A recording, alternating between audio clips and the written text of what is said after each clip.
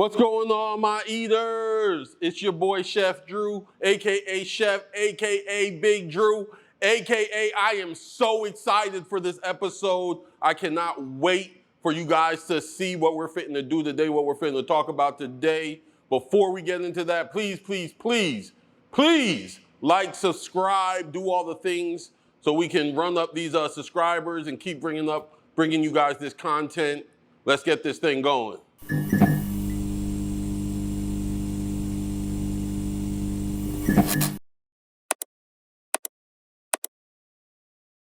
The other day I was at a soccer game and something really phenomenal happened to me. I'm sitting there watching this soccer game. There was a young lady in front of me. I'm really gonna try and paint this picture so y'all can feel what I'm saying. There was this young lady in front of me and she was with a group of people. One of the parties in her group got some food, ordered some food. I don't know where the food came from. I don't remember that part. However, the food was being passed to the individual who it was intended for.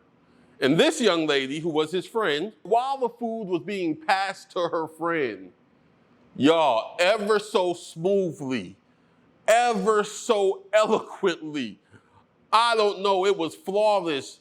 This young lady reached into the plate, snagged a fry off of his plate, and had that thing eaten and consumed.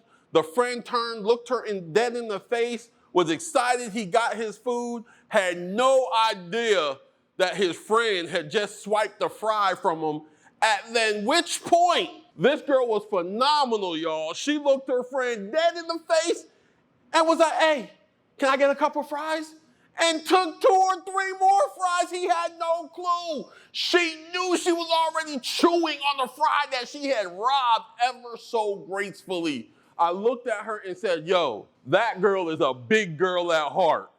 She was excited about those fries. She was proud of herself. I even told her, I said, "Hey, what is your name?" Because the way you grabbed that fry was priceless. She was very proud of herself. Y'all, her name was Miss Myers. Ms. Myers, listen, I want you to know you inspired this episode of the Eating Chambers channel today.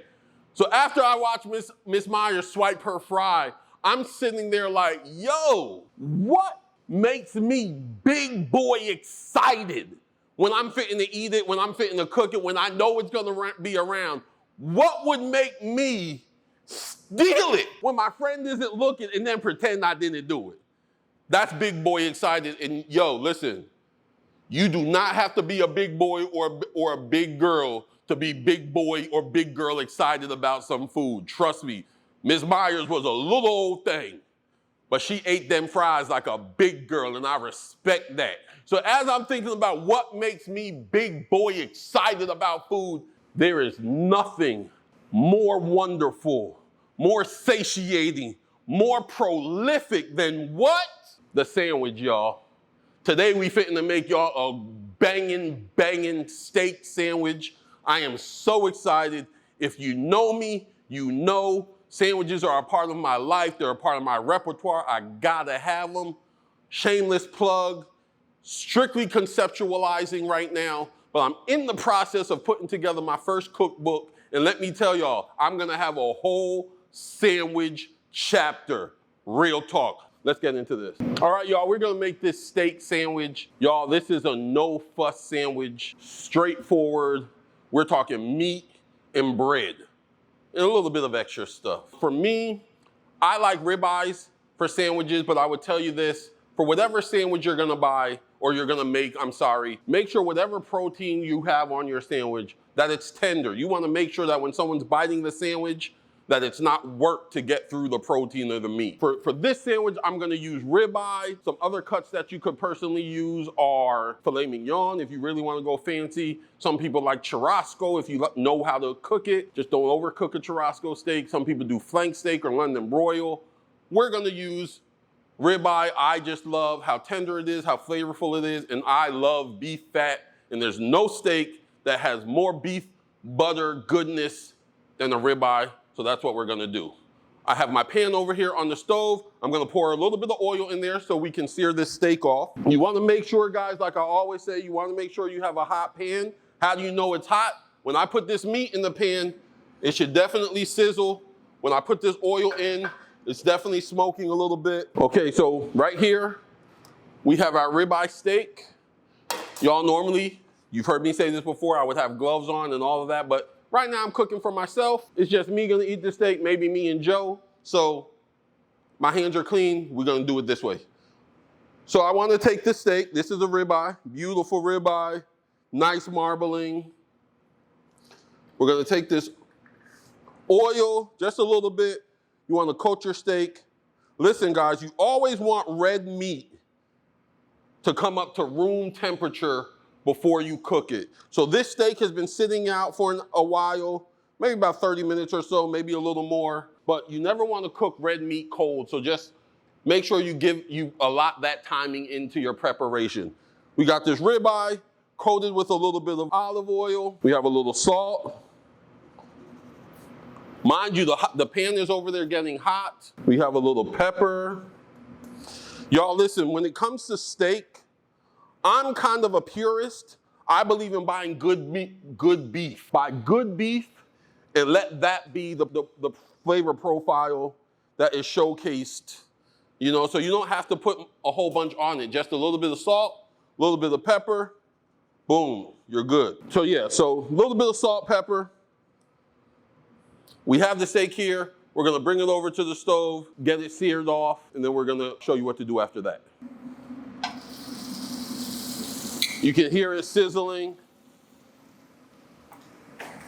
We're gonna let this steak sear on each side and on the edges, probably about, I'd say 6 or 7 minutes in total, 3.5 minutes on each side for a mid-rare to medium type of situation. If you like your steak rare, cook it a little less. If you like it well, cook it more. You know, that's very, very preferential for steak. Me, I'm gonna shoot for medium rare to medium.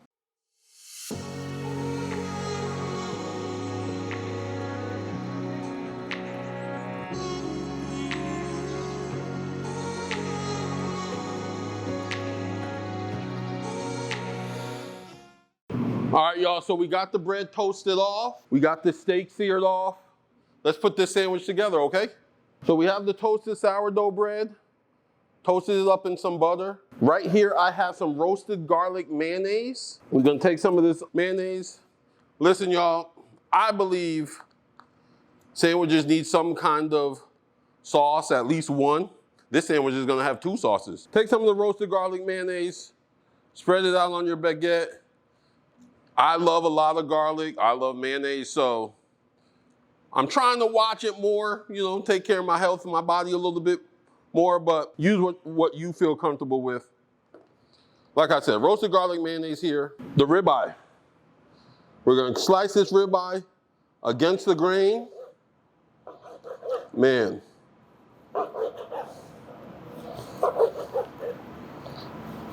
Thank God it looks like I did not overcook it. Right here, I have, these are some microgreens, some radish microgreens. They have a great peppery flavor. It will give the sandwich a little bit of bite. You've heard me talk about before, guys, balance when you're making anything. So as I'm putting this sandwich together, I'm thinking about texture. I'm thinking about seasoning. I'm thinking about flavor. This steak was a thick steak. So you can't get seasoning inside the meat unless you're like injecting or something. I'm not a fan of injecting too much, but that's a whole nother story. So I season it pretty generously on the exterior to make up for the fact that you can't get seasoning in the middle. I season my mayonnaise, the additional sauce that's going on, more layers of flavor, butter. So constantly be thinking about these things as you craft your sandwich. I'm gonna use some of these microgreens that I got from a local farm. I'm gonna use them straight up. I really want to showcase the quality ingredients. So, and plus, I just think, you know, it adds a bunch of color, which is cool for presentation. So some of these radish greens. And guys, we got all this beautiful ribeye.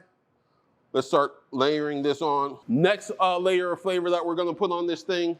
I bought these sweet peppers from the farmer, the same farmer I got the radish sprouts from. The farmer told me that they kind of have a sweet, spicy profile, more sweet than spicy. I thought it would be an excellent addition to the sandwich. Add some freshness, some brightness in contrast to the black pepper that's on the steak and the pepperiness from the radish sprouts. So we're gonna put some of these on here. Plus I thought it would just make the sandwich look prettier. I lightly sauteed these too, y'all, so you know they weren't that fully raw flavor when you put them on. This is what those peppers look like, guys. I don't know what they're called, but they're pretty, they're unique. They remind me, they're kind of shaped like Jamaican Scotch-bonnet peppers, and I like that too, I'm Jamaican. The body of the sandwich is assembled. All right, y'all, so we're gonna bring this sandwich on home for you now. We got it assembled. One last element to the sandwich, one last layer of flavor. Quite honestly, I think it's the thing that excites me the most about this specific sandwich. We're gonna make a little cilantro lime vinaigrette. Listen, whether it's cilantro, parsley, oregano, basil, marjoram, there's all sorts of fresh herbs out there, guys. If you have not incorporated herbs into your repertoire when you cook, I highly, highly suggest it. They bring everything to the next level, especially used as fresh as possible, like for sandwiches or salads. I got a little bit of chopped cilantro right here. I minced this up earlier. We have some lime juice. I like my stuff a little bit puckery, so, you know, it's okay. Don't be scared of the lime juice. Have a little bit of ginger paste. Guys, I've never used ginger paste in this dressing before, but I love ginger on beef.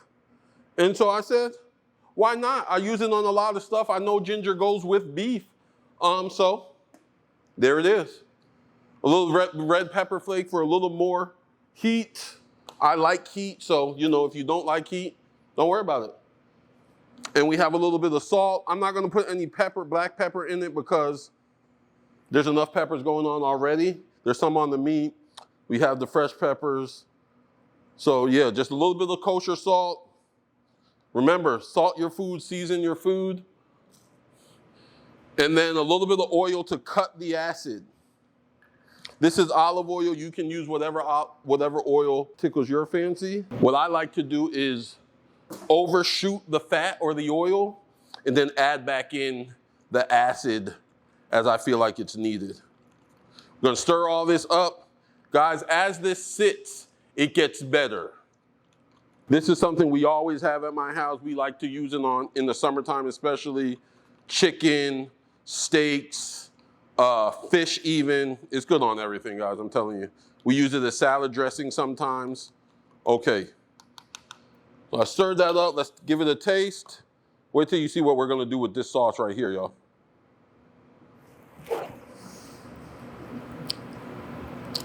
Okay, everything's hitting pretty good. I think it needs a little bit more salt. And actually, I think it actually needs a little bit of pepper.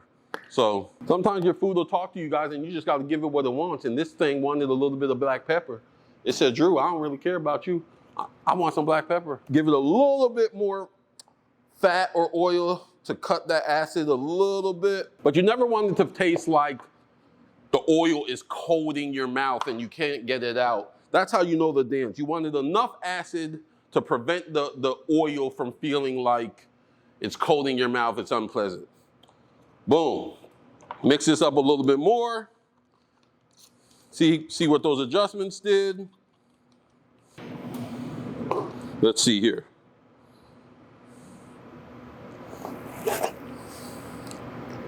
That's wonderful. I'm gonna take a little bit of this vinaigrette, pour it in this container here. We're gonna use this sauce to dip the sandwich in, y'all. What? Dippy sandwich. Your sandwiches together. We're gonna give it a good little cut.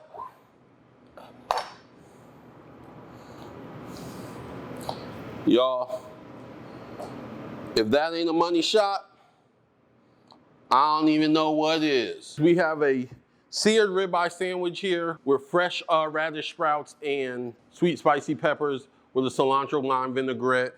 Let's see how it goes. It's gonna go good, I already know it is though.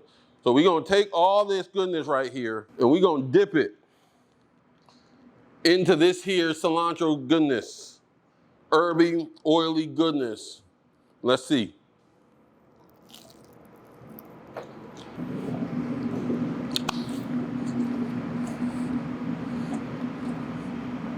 Yo, I'm sorry, kudos to me. Kudos to me. This thing is right here, good. I can taste the butter. Oh, there's the garlic dancing around right now from that garlic mayo. The ribeye, the meat is so tender and just juicy. The crust from the bread, the freshness from the bell peppers, man. I don't care what anybody says, like I said earlier, y'all. There is nothing more prolific culinarily, I'll challenge anybody, than the sandwich. I hope you guys enjoyed what we did for you here today. I encourage you, please, try to make you a steak sandwich. Try to make you a sandwich. Y'all can make them whatever you want. They are so customizable. They are so filling. Or they can be light. Today we did a steak sandwich on a baguette with some fresh vegetables, guys, out of this world. Remember, you can do this too. And whatever it is you do, I do food, so I'm cooking sandwiches. Whatever it is you do, remember to focus on and drill down on the things that you like and you enjoy and the things that you feel like you're good at. And showcase those things in your business. Y'all, remember, we're always here to educate you, excite you, and empower you into the future, into the business that you want for yourself. Please, please, please, remember, this is an awesome sandwich. Like, subscribe, do all the things so we can keep bringing you this content, y'all. I can't wait to see you next time. We out of here.